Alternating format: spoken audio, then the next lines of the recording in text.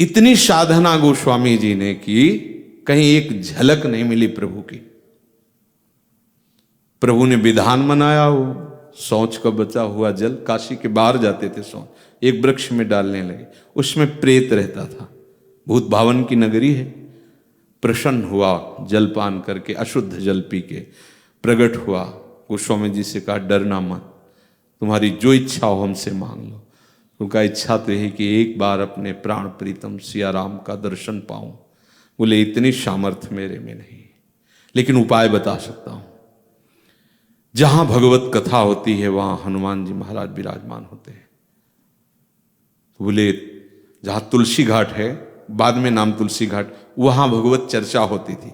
तो बोले हम कैसे पहचानेंगे? बोले सबसे पहले आते हैं और सबसे बाद में जाते हैं। यह है कथा रसिक का स्वरूप। सबसे पहले आते हैं, मलिन भेष होगा, वृद्ध शरीर होगा, और सबसे बाद में जाते हैं। गोस्वामी जी को आज कथा में मन नहीं लगा, तो यही देख रहे थे कौन सबसे पहले आया है। तो देखा कि सबसे पीछे शांत मुद्रा में कृष्ण शरीर वृद्ध रूप धारण किए हुए महाबलशाली परम भागवत, जिनके रोम रोम से नाम ध्वनि प्रकट होती है, बलिहारी है उनके चरणों की। ऐसा अपने आराध्य देव में प्रेम, ऐसा प्रेम और ऐसी सेवा निष्ठा, राम काज कीन्हे बिनु मोह कहा विश्राम। रोम रोम से भगवान नाम स्फुरित होता रहता है। वो बैठे हैं, कुछ पाना है क्या उनको?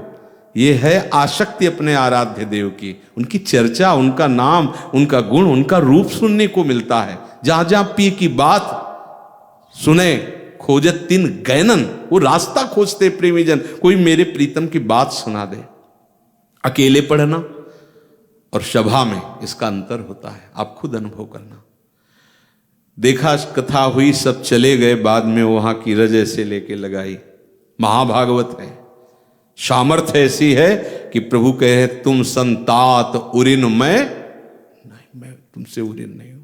और वो कैसे? कथा सुनने वालों की चरण रज ऐसे माथे में लगाई, प्रणाम के सबसे बाद के चले पीछे पीछे गोस्वामी जी। क्या यही हो सकते हैं हनुमान जी? क्या यही हो सकते हैं? महाबलशाली विक्रम रूप वाले, ऐसा सोच ही रहे थे कि पीछे मुड़े और कहा क्या है? तो उनका प्रभु मैं पहचान गया हूं, आप मेरे प्रभु के अत्यंत लाडले श्री हनुमान जी महाराज। भाग पड़े हनुमान जी, दौड़ लगा दी, और तुलसी घाट से लगभग 1.5-2 किलोमीटर का अंतर होगा, संकट मोचन जहां है, वहीं पकड़ पाए, क्योंकि वो पकड़ाना चाहते थे इसलिए। तुलसीदास जी ने चरण पकड़ा और कहा प्रभु मुझ अधम के पास कोई ऐसा साधन नहीं जिससे मैं प्रभु को देख सकूं, पर अब जिया नहीं जा रहा। लगता है जिनके लिए जीवन समर्पित हुआ उनको एक बार तो देख लूं। तो हनुमान जी ने कहा अवश्य, तुम अधिकारी हो, तुम्हें जरूर दर्शन होंगे, पर यहां काशी में नहीं, चित्रकूट में चला। समझ रहे? इशारा समझ रहे? आपको कहां लाया गया है? बाहर आओ, धाम आओ। कितनी बड़ी कृपा, आप समझ नहीं रहे।